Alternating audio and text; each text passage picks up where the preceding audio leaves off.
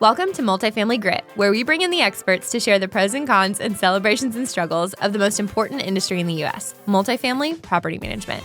Today, we are chatting with Tabitha Isbill, President of Evergreen Real Estate, about two of her favorite topics, customer service and affordable housing.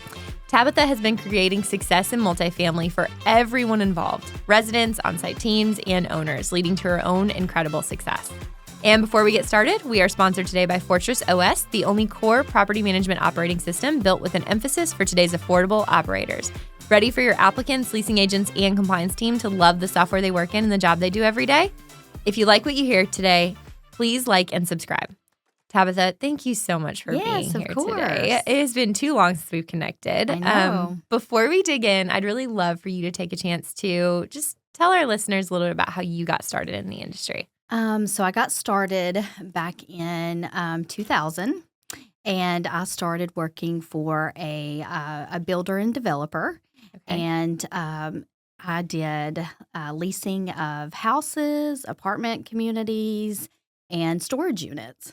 So done that for about 12 years. Yeah. Worked for him, done everything kind of from the leasing side to the accounts receivable side.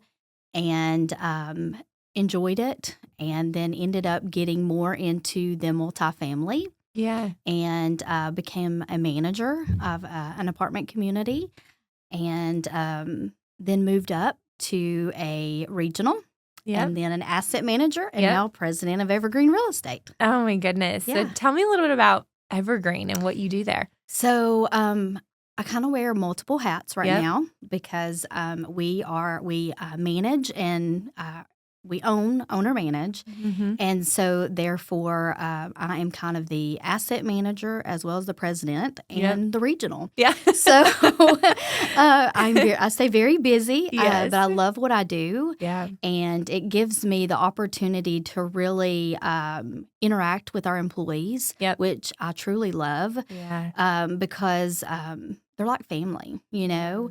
And so it just gives me that chance to interact with them, the maintenance team, the leasing staff, assistants, managers, and but I also do some of the HR, some of the payroll, as well as the accounting side of things with the financials. So just doing a little bit of everything. You really are running your own empire over there, doing it all. It's a lot of fun. Yeah. I do have a bookkeeper / accountant, and she's awesome. So she's kind of my right hand. Yep. And then I have some really strong managers I can lean on to help in the time that things get too crazy. But they're awesome. They've been with me for a long time. Yeah. So they kind of know my expectations. And so they're great to kind of send out and do a property walk or something I might not be able to get to. Yeah. But like I said, I really enjoy people and building good teams. One of the things I have always respected about you is that you were always on site, always. I mean, even when a lot of regional, back a while ago, when you were regional a long time ago, but even when a lot of regionals wanted to spend time at home in their home office, you would always be on site in an office. Like you would find a place on site to be on site. You wanted to be on site. You were so passionate about that and being surrounded by your team members. And I just love that so much. Yeah. And I think that lends so well to how important customer service is to you. Exactly. Because, it is. Yeah, for sure. Yeah. And I always felt like if I'm on site, then I can see what's going on in the day-to-day, you know, and if they're having issues, I'm there to know what kind of issues they're having. Yeah. And be able to really just step in and try to do whatever needs to be done to address those issues to help them be more successful. Yeah. And so that's what I enjoyed about just being on site and being able to interact with them and building that kind of that rapport with the team, and letting them know that you can call me, you can text me. Don't be nervous that I'm coming to your property. I always remember when my regional would come to the property and everybody would be so nervous, It's like, oh my gosh, And I don't want my teams to feel that way. Yeah. I want them to feel comfortable Yes. and not scared. Yes. So that's why I like to spend a lot of time on site. I think it's the epitome of customer service. You were there serving them. Like if you weren't there, you couldn't serve them. And so just being there and constantly available for them. And like you said, understanding where their struggles were so that you Yes. could be there to help them through them and to serve them. I think it's really the epitome, which I think blends just so well to this conversation that we're going to have today because it's something you're so passionate about, customer service. I am. So tell us a little bit about it. Why are you so passionate about it? Well, I just honestly, it builds where your teams want to stay with you. And, in this day and time, it's really, really hard to build that team, Yeah, to it hire is. people in general, to find these people. Yeah. And then when you do, and you have a great person working for you, it's just you want them to know that you value them. Yeah. And in that, in return, they produce well. Yes. And then that customer service reflects to your residents. Yes. And so I'm just really big on the managers and the on-site leasing teams really building the rapport with the residents, with the prospects that come in, and really getting to know them and making them feel comfortable and want to live at that community. Yeah. So it just kind of flows. It starts with me, and then it just flows down. Yeah. So customer service is huge. Yes. It really will make someone decide, hey, that's where I want to live. That person made a great impression on me. I really feel like, I can communicate with them, and then they're going to be living there, and so they feel comfortable with that person they toured with. They build a rapport with them, and it's just so important. Yeah. And customer service, I feel like, has just really went downhill in a lot of places. Yeah. You just don't get the customer service, and it's so important to have that customer service because you get reviews based on it. Word of mouth. It's just so important. Yeah. So customer service has gone downhill. Yes. I have a feeling you're going to tie this to COVID, but tell me a little bit about more about how you feel about that. Yeah. So a lot of it kind of is COVID. Yeah. It took all of the hands-on approach out of things. Everything went to virtual tours. Yeah. Just taking that personal touch out of things. So, that was, a struggle trying to get people back in that way of doing things. Yeah. Because they were so used to just sending an email. Yep. With the virtual tour or Yeah. doing self-guided tours. Yeah. And so being able to help them realize, hey, we've got to get back out there. Yeah. We got to market again. The areas have become very competitive. Yeah. And so we have to get back down to the basics. Yeah. I couldn't agree more. I was actually speaking with someone the other day who said that pre-2020, or like in 2020 and prior to 2020, that you could lease an apartment if you could breathe. Like being able to lease only required the ability to breathe. But like today, leasing is actually kind of hard. Like it's pretty competitive and it's pretty difficult right now. Are you experiencing that same thing? Oh, yes, for sure. Yeah. Yes. Just because there's so many new builds and everybody is becoming competitive with reduced rates, specials. So we are definitely, feeling that. Yeah. The traffic is still there, but you've got to stand out. Yeah. So if you want these prospects to lease from you, you've got to stand out. You got to make you've got to make them want to lease that property. Yeah. And customer service is one of the biggest things. First of all, and then just the overall the atmosphere. So definitely, we've definitely felt that things have kind of just went backwards a little bit. COVID did kind of keep people put. Nobody was wanting to move or to do anything. And so now we're getting that turnover. And then with all the new builds, it's just very competitive. So you have to stand out in a way. Yeah. Tell me some of the things you and I chatted about this before, and I love the things that you guys are doing. So tell me about some of the things that you're doing to help you stand out and help with that resident retention. Yeah. So basically we're doing some leasing kind of back to the basics 101. Going back and helping the leasing team, ask what's important to you in your home. Yes. nobody was doing that. Mm-hmm. You know, what's important to you in your home? Will you be bringing your furry friend? Yeah. You know, how did you hear about us? Because you want to know what's working for you. You're spending Yeah. a lot of money on advertisement. What's Yeah. working for you? Yeah. You know, I really love the question asking those about questions. asking, like, what are you looking for in your apartment home? What's Yeah. important to you? I will never forget one of my really great team members early on was talking about how she was touring this set of apartments, brand new, gorgeous apartments, had these massive windows to all the applicants that were coming in. And as she was touring these applicants, she kept saying, like, look at these amazing windows and these views and like all this natural sunlight, and it's amazing. And they weren't getting any applications on the units. And finally, one of the applicants said, well, like, I work at the hospital across the street, and a lot of times I work night shifts, so I need to be able to sleep during the day, and like the windows are going to be too bright in here. And she was like, oh my goodness, I've been showcasing these windows and like calling them out immediately. And that's been hurting me. What I should have been doing instead is saying, like, what are you looking for in the apartment? In your new home. What's important to you in your new home? Yep. Yeah. And that is.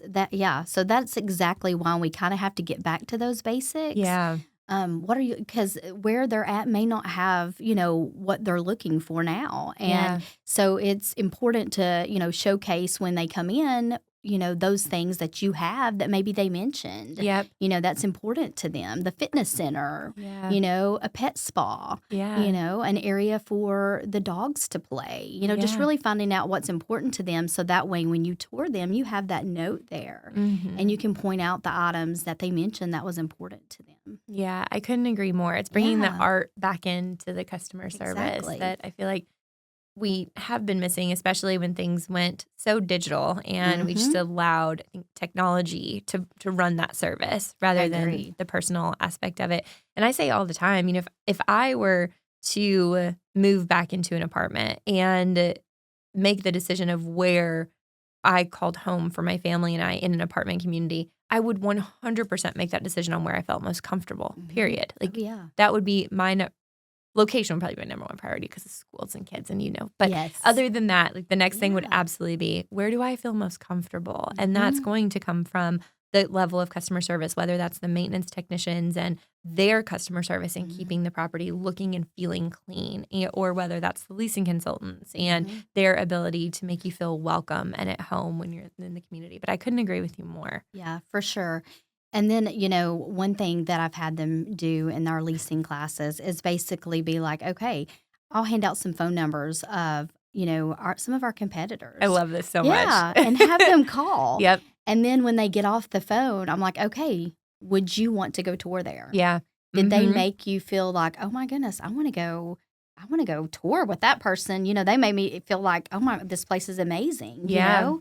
So, you know, I try to help them see how other people are answering the phones, how they made them feel. Yeah. And then that really helps them understand, okay, what are we doing? And then I'll also give out our, you know, some of our portfolio's phone numbers. And have each, you know, like leasing team call another property and see, okay, are we doing things differently? How did you feel when you called one of the Evergreen properties?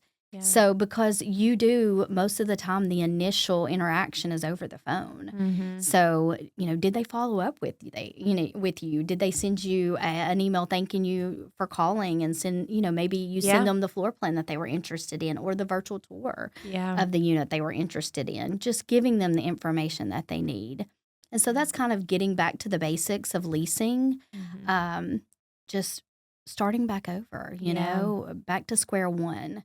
And asking the important questions. Yeah, I love that. And I love the important questions because I do think I will just never forget that story about the windows. And, you know, the fact that she was trying to sell these like high-end units where she should have been focusing on the interior units that had less windows and less sun for those specific people that were coming in, if you would have just asked the right questions. And so, you know, customizing the sale, the art of the sale, the art of customer success and customer service in the focusing it on that person, the person you're selling to, not to yourself and not to what you think about the unit. I just think it's so important. And then giving that same spill to each prospect. Yeah. You know, because everyone's different and everyone has a different preference. Yeah. And so you kind of have to adapt to Yeah. that person that you're touring with, you know, because everyone is different. Yeah, Yeah. 100%.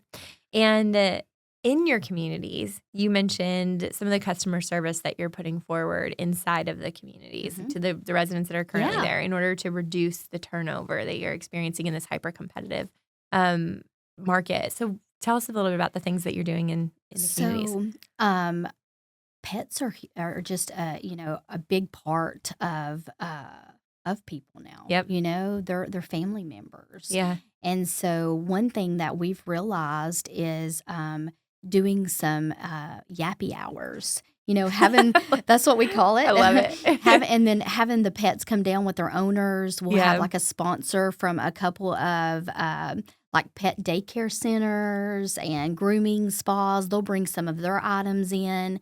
So the pets are getting free treats, free toys to take Yeah. home.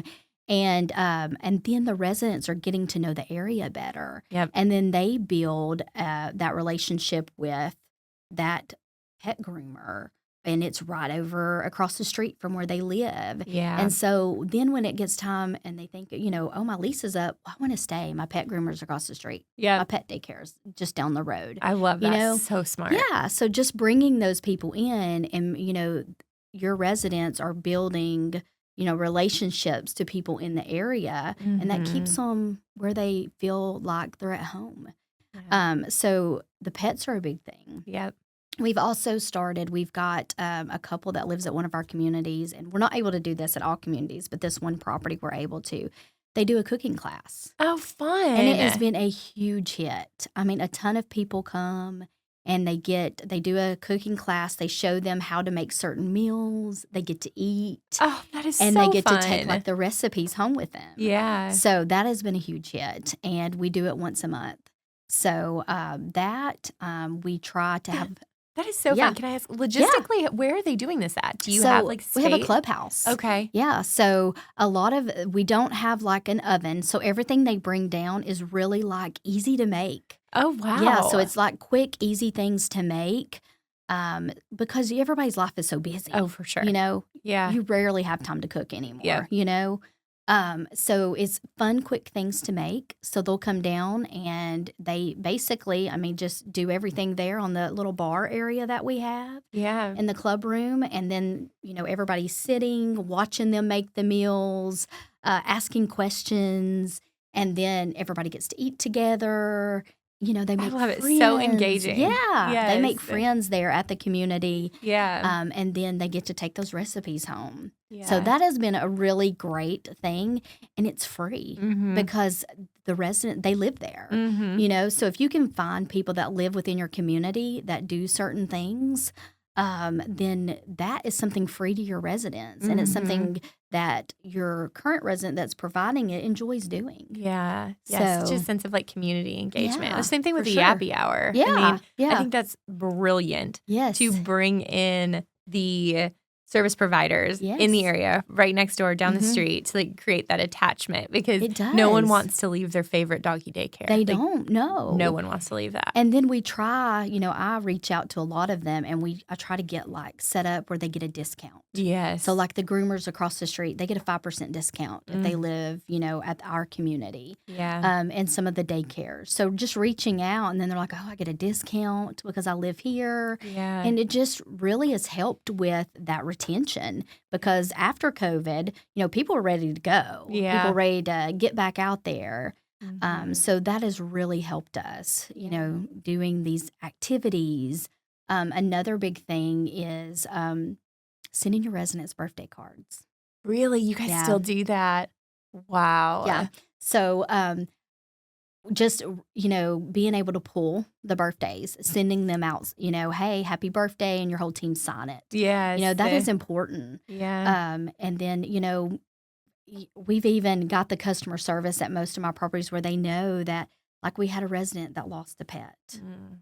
And they sent a sympathy card, and all of Yeah. them signed it. You know, Yeah. so just really, you know, doing things like that helps, you know, keep the retention Yeah. of your residents. Oh, it's such a Yeah. lost art of that servant type leadership where like the team feels empowered Yeah. to do that and to really create that level of touch Yes. with the residents. That's incredible. Yes, Yeah. I agree. I love agree. it. And we have been successful Yeah. because of that. Our occupancies have been great. Yeah. And we have just been very fortunate. Yeah. And then our retention's been really good.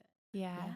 That's So amazing. it works. Yes, I agree. I think the basics work so much more. I mean, Mhm. there's so much of a push today to bring in more and more technology into sites. And I think for me, there's a couple of problems with that. There's some good with it too, but there are a couple of problems. I think first and foremost, there's this feeling that the more tech that you use, the less people you need. Like there's like a general consensus, or there's a push for it, at least an attempt to get there. And I joke a little bit about this, but I think we have way too few people on site as it is, generally I speaking. agree. So I feel like you could deploy all the tech in the world, and you Yeah. still cannot reduce the number of people that you have on Right. site today. I agree. So I think continuing to talk about the basics of customer service and how important the people are that are on site, the people that are there on the teams, is just so important. It is. Yeah. Because it's just like when you call and you get that automated. Yes. And then you're having to push all of these numbers. Yes. It's so frustrating. You're like, I just want to speak to somebody. I know. I don't care what I'm calling. I don't care if it's like Amazon or Target or if I'm calling you, I'm just like pushing the button like 0, 0, 0. Exactly. 0. And now Someone it'll be pick up like, the phone. we're hanging up on you now. Yes. And I'm like, no, you're not. Yes. So, but you want to talk to somebody. Yeah. There's certain questions that virtual person is not able to answer, you know? So you do want to talk to somebody. So I'm really big on not having that initial pickup, of press 1 for this or 2 for that. I want my teams answering that phone. Thank you for calling. Yep. I'm whatever your name is. How can I help you today? Yes. So I don't ever want to get to that because it does take that personal touch out. Yeah, I agree with you so much. Yeah. I feel like if the automation works in some forms, text messaging, those sorts of things. Yes. But if I get an automation on the phone, I am like I said, I'm that habitual, I'm that angry zero pusher. Me and you both. Yeah. I'm all about that zero. And then sometimes I think they've realized that and they've took that zero option out. I think some of them have, and that just makes me even more angry. I know, me too. And I'm like, I'm not calling them ever again. Yes. Yeah. So it's very frustrating. Yes. Well, tell me, so the customer service conversation is fantastic. Tell me, you're also super passionate about affordable. I So am, how is that? How are you handling customer service in affordable housing? Is it similar? Is it dissimilar? Are there nuances? Are there things that you have to think about? And what are you focusing on in affordable right now? So honestly, it's just the same. Yeah. They're not treated any differently. Yep. I train the customer service, whether it's conventional, affordable, whatever it may be. Yeah. The customer service level is the same. Yep. The customer comes first. Yep. And, it's just very important. Yeah. But we've got a new lease up, which is Shelby House, which is just right here in Nashville downtown. Amazing. Yes. Congratulations. And speaking of views, it has the most amazing views and windows. But we have had our first set of move-ins, and to see their faces. No, this is an affordable community. Yes, it's affordable. So all 100% it's affordable? 100% How many units? affordable. 195 units. That's incredible. Yes. Incredible. So- What percent of AMI? So we do have the 30% PBV vouchers. Oh, wow. So we have some of those that go through MDHA Okay. for those vouchers. And then we have the 60% and we have 80%. Wow. So Okay. some So of the that- large demographic. And Yeah, some of those most highly in need of housing right now. exactly. So you can Yes. even have incomes pretty high Yeah. and live there and Yeah. get great rates. Yep. And they, it's like luxury A-class community. Yeah. Nice parking garage. Yeah. You've got stainless appliances, granite countertops, amazing views, hardwood flooring.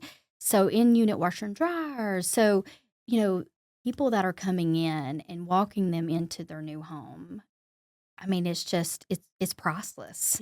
Yeah. To see their face. Some of them start, just crying or screaming. They're so excited. Yeah. We actually had a lady that had been living in her car for about a month, and her car had no AC, and you know how hot it's been, Yeah. And so to bring her in and to let her see her new home, Yeah. I mean, I love it. Yeah. It's just we're able to give back, Yeah. to the community and help people that need help, Yeah. that are struggling.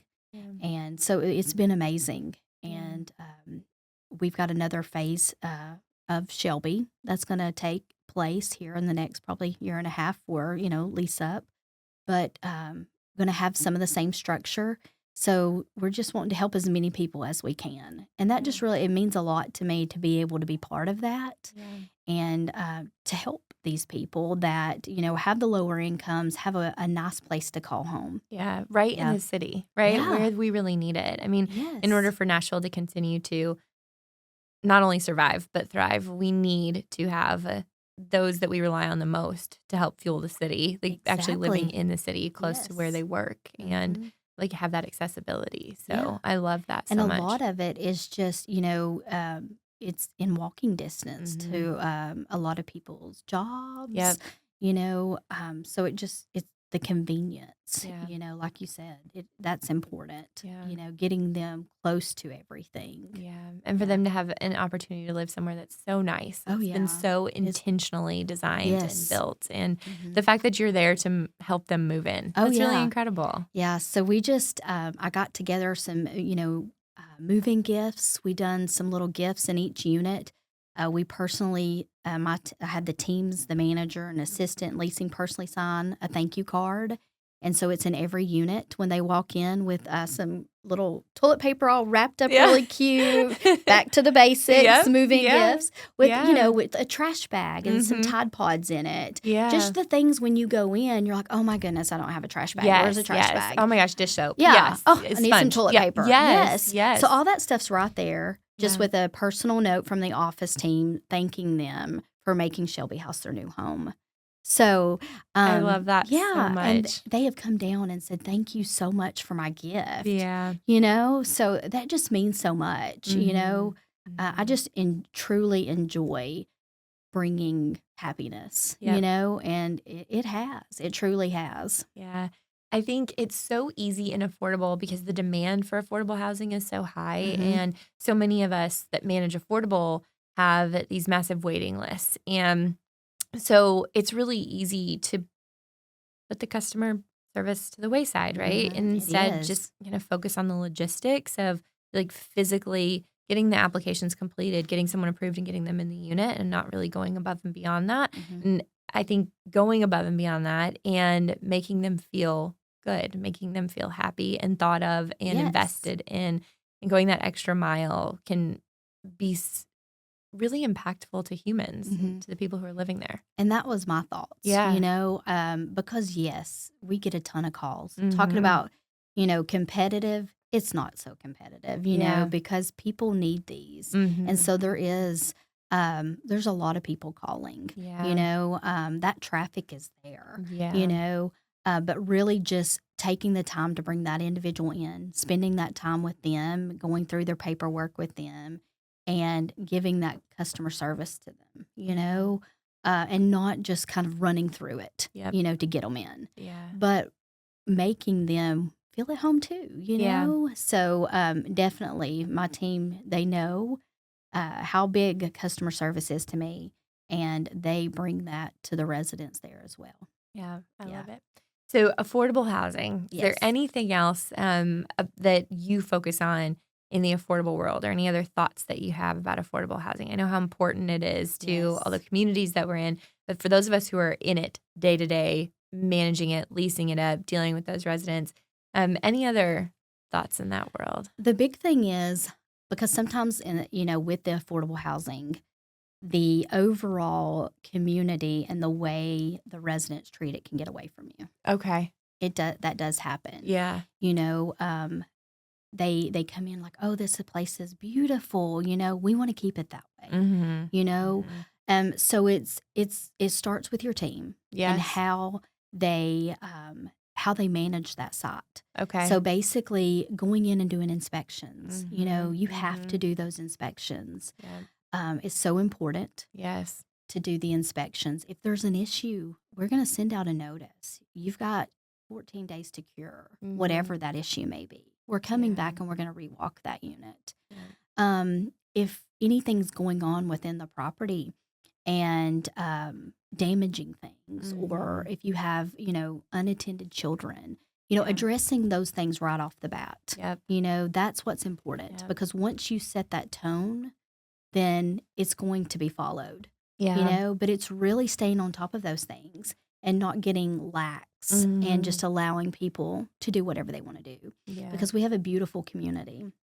We want to keep it that way, and we want our Mhm. residents to know we need their help to keep it that way. Mhm. So really just communicating with them from day one Yeah. and sending out newsletters. So we're going to do that. We're going to send out newsletters with reminders about how to use the trash chute, what to put in it and what not to put in it, Yeah. and just overall conduct. Yep. So that's kind of where it starts, just so that way they respect your community as much as you do. Mhm. I think that's so smart. This really reminds me of something very personal. But when we before we moved a few years ago, 3 years ago, we had a very small play area for my boys, and very, very small. And it just always felt messy because there wasn't really a place for everything, Mhm. right? And because it was just so tiny. And so then when we moved and they had a bigger play area, we were so adamant that it had to stay clean now, because when it was small and things didn't have a place, it was really easy for it to just be messy. And then you Mhm. just accepted messy as the status quo.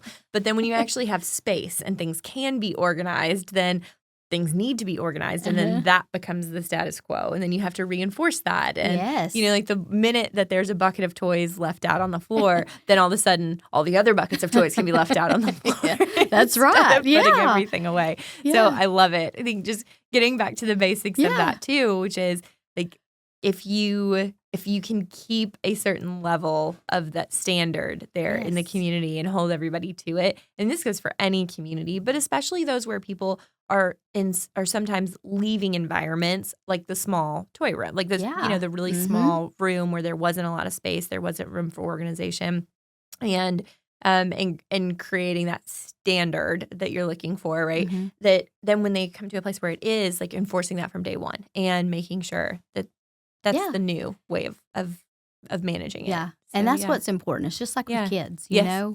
It is just Yeah. how you not necessarily train them, but how you set that Set the standard. standard. Yeah, Yeah. exactly. Yeah. I mean, we So, all do it. Even yeah. in our families, in our companies, at our Mhm. communities. Like Yeah, we set a standard and then we make sure everybody exactly. abides by it. Yeah. Yeah. For the benefit of everyone. And I think that is what is important. I mean, we have 2 other affordable housings in the Germantown area. Yeah. And, Yep. we have set that standard, and people love to call those places home, Yep. So we want to continue doing that. And it starts with Yeah. your team. I mean, if you Yep. don't have a good team, then they can't enforce those things, Yeah. So, yeah, I agree. I think it's just that the standard. Yeah. Yeah. Yes, I love it. Setting the standard. Yes.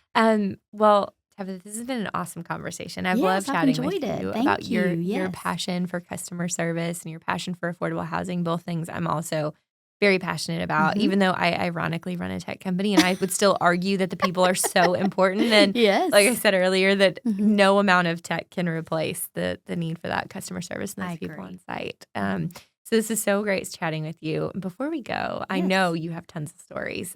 You and I do. have had Yeah. enough experience in this industry together. I know you have stories. So would you mind sharing a story? I don't mind.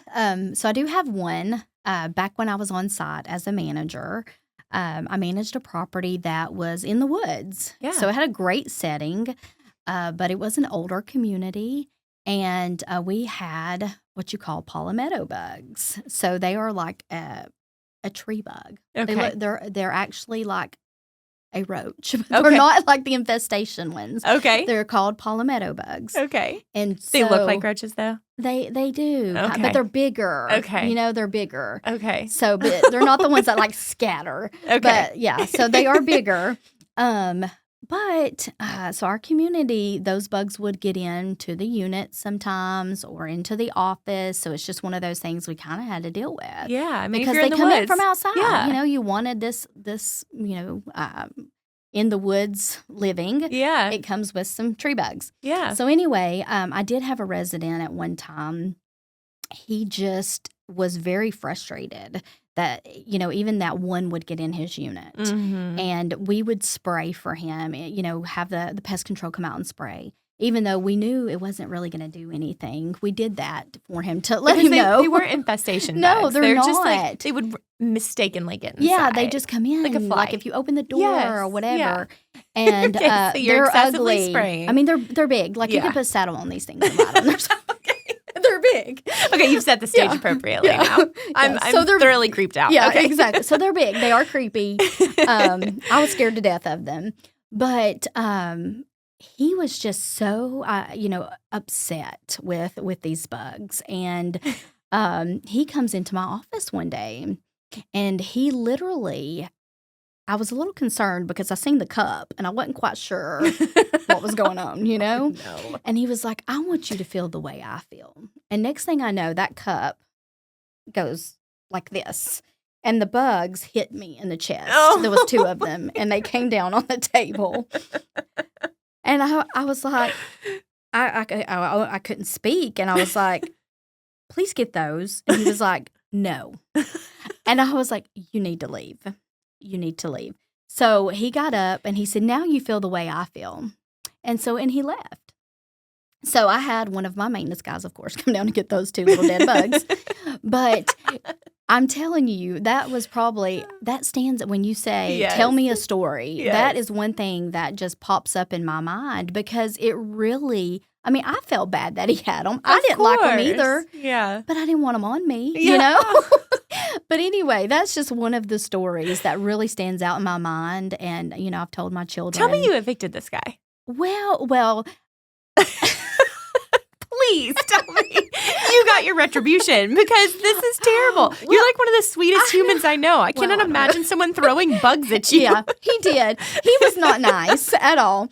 But I did, going forward, I asked that if he had any communication that needed to be done with the office or myself, that it be emailed. So that's how we handled that situation. So that way he wouldn't be bringing anything into the office to share with me. He's no longer welcome in your office. No, he was not. So, but eventually I think he ended up turning in his notice. And crazy thing was, the community I had went to, I had seen his application there. And I was like, oh, no. Denied. Denied. No, but it wasn't in the woods, so maybe a little note. Maybe it would have been okay. Yeah. I think he didn't end up leasing there, so that was a good thing. But funny. I will never forget it. Yeah. Never. Yeah, it sticks with me. Because I am not a bug person anyway. Yeah. So that was a bad experience. Oh my goodness. Well, it was an entertaining story. Yes, it is entertaining now. It's one of the stories you get to tell. Then. Yes. Yeah, for sure. Oh, well, thank you so much for sharing that with us. And yeah. thank you so much for taking the time today. I loved it. Yes, this is a great conversation. Thank you for having me. Thank you. Yes.